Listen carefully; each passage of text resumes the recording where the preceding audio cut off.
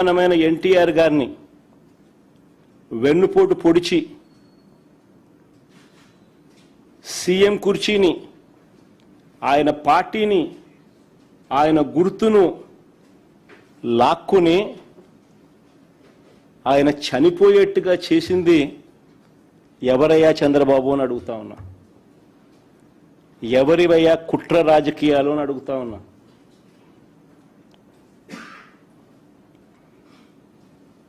మరో ఇన్సిడెంట్, వంగవీటి మోహన్ రంగారావు గారు ఒక టైగర్. ఆయన ఎలా చనిపోయారు? పేదలకు ఇళ్ల పట్టాలు ఇవ్వాలని విజయవాడలో నిరాహార దీక్ష చేస్తూ ఉంటే అర్ధరాత్రి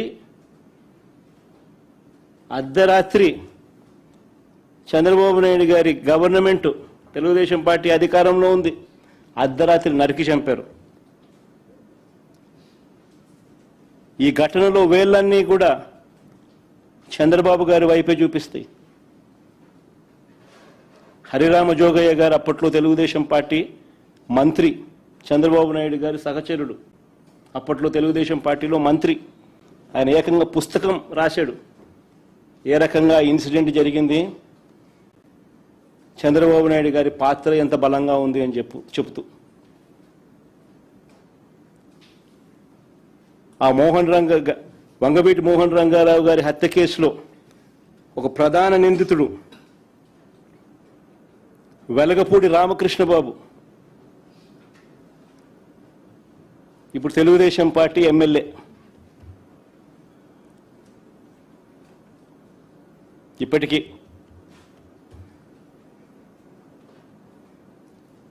ఇంకా ముందుకు పోదాం. హత్య రాజకీయాలు ఎవరియో, కుట్ర రాజకీయాలు ఎవరియో, శవ రాజకీయాలు ఎవరియో, ఇవన్నీ కూడా ప్రజలందరికీ కూడా తేటతెల్లమవుతా ఉన్నాయి. ఎన్టీఆర్ గారి మీద దాడి చేసిన కేసులో మల్లెల బాబ్జీ అనే వ్యక్తిని పోలీసులు అరెస్ట్ చేశారు. కొన్నాళ్ళ తర్వాత అతను ఒక లాడ్జీలో డెడ్ బాడీగా మారారు. డెడ్ బాడీగా మారిన ఆయన తన జోబీలో ఒక లెటర్ దొరికింది పోలీసులకు. ఆ లెటర్ సారాంశం ఏమిటంటే తనకు 3 లక్షలు ఇస్తానని చెప్పి చివరికి 30,000 ఇచ్చారని దాని సారాంశం.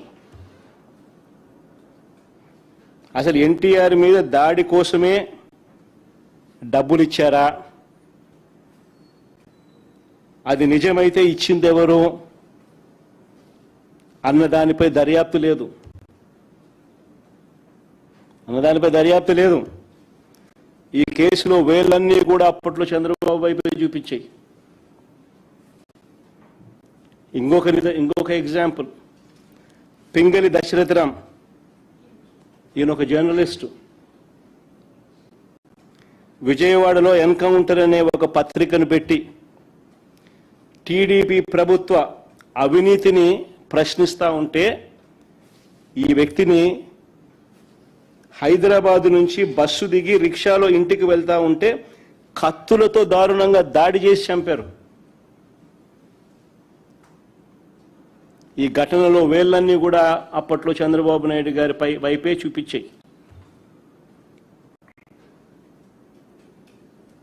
అడుగుతా ఉన్న చంద్రబాబు నాయుడు గారిని, ఎవరి అయ్యా హత్య రాజకీయాలు, ఎవరి అయ్యా కుట్ర రాజకీయాలు, ఎవరి అయ్యా శవ రాజకీయాలు? ఇదే పెద్ద మనిషి చంద్రబాబు నాయుడు గారు గురించి మాట్లాడుతూ ఆయన తోడల్లుడు దగ్గుపాటి వెంకటేశ్వరరావు గారు ఏకంగా పుస్తకం రాశాడు. అనేక టీవీలలో ఆయన ఇంటర్వ్యూలు కూడా ఇచ్చాడు. ఆయన అన్న మాటలు ఆయన పుస్తకంలో రాసినటివి. ధర్నాలు ఆందోళనల సమయంలో బస్సులు తగలబెట్టాలంటూ చంద్రబాబు పార్టీ క్యాడర్కు చెప్పేవాడని.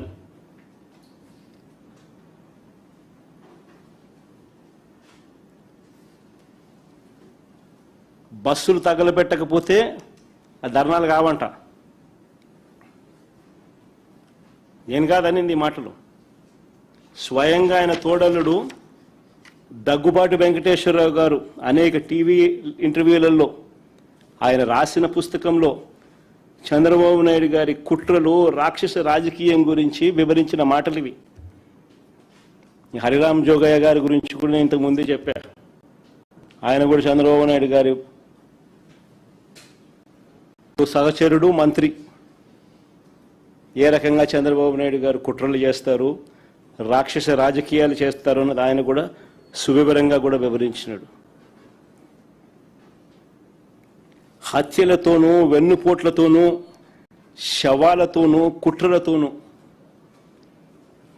రాజకీయాలు చేసింది, చేస్తున్నది చంద్రబాబు అయితే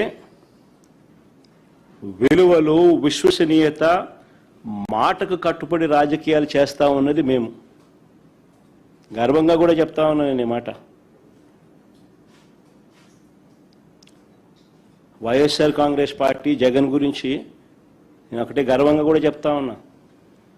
జగన్ మంచోడు కాబట్టే మా తాతను రాజారెడ్డి గారిని చంపిన వాళ్ళు ఈ రోజుకి కూడా ప్రశాంతంగా బతుకుతా ఉన్నారు. జగన్ చెడ్డోడైనంటే వాళ్ళంతా బతుకుండే వాళ్ళ.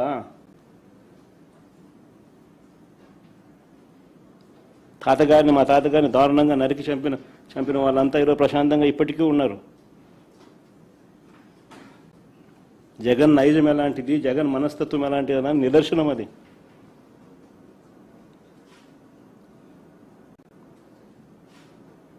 వారికి ఎప్పటికీ ఏమీ కాదు. ఎందుకనంటే మాకు నేర్పించింది రాజకీయాలు ఎలా చేయాలని మాకు నాన్న నేర్పించింది హత్యలు చేయమని కాదు, చంద్రబాబు నాయుడు గారి మాదిరి ప్రజలకు మంచి చేసి మంచి పేరు తెచ్చుకొని రాజకీయాలు చేయాలని. అది చంద్రబాబుకు మాకు ఉన్న డిఫరెన్స్. రాజకీయాల్లో ఎవరికి కుట్రలు అవసరమో, ఎవరికి కుట్రలు, గొడ్డళ్ళు, గుణపాలు అవసరమో ప్రజలకు బాగా తెలుసు.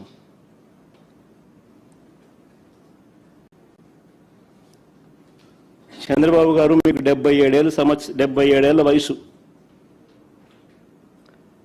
బహుశా మీకు ఇది లాస్ట్ ఎలక్షన్ ఏమో. 77 ఏళ్ల వయసు, ఎలక్షన్లు వచ్చేసరికి 80 ఏళ్ళు.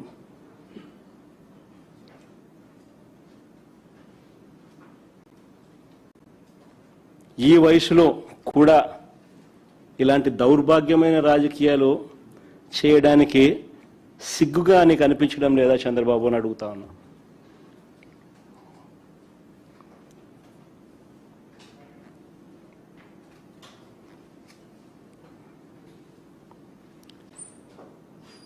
చంద్రబాబు నాయుడు గారి హయాంలో ఈ 2 ఏళ్లలోనే వైసీపీ కార్యకర్తలను ఏ మాదిరిగా దారుణంగా చంపిన ఘటనలు ఎలా ఉన్నాయో ఒకసారి గమనించండి. వెనుకొండలో 24 జూలై 17, 2024 వైఎస్ఆర్సీపీ నేత రషీద్ ఎంత దారుణంగా చంద్రబాబు నాయుడు గారు నడి రోడ్డు మీద నరికి చంపించే కార్యక్రమంలో ప్రోత్సహించినాడో ఈ ఫోటోలు చూస్తే అర్థమవుతుంది. కానీ ఇంకా ముందుకు పోమ్మా. నడి రోడ్డు మీద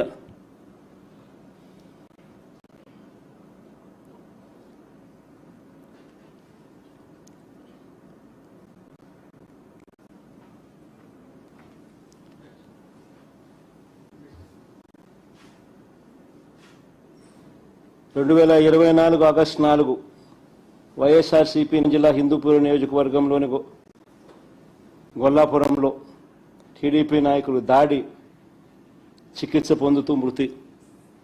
ఇంకా ముందు అమ్మ. 2025 ఏప్రిల్ 29 వైఎస్ఆర్సీపీ కార్యకర్త పెద్ద రఫీ నెల్లూరు జిల్లా నాగాయగుంట పూలినాయుడు చెరువు గ్రామం.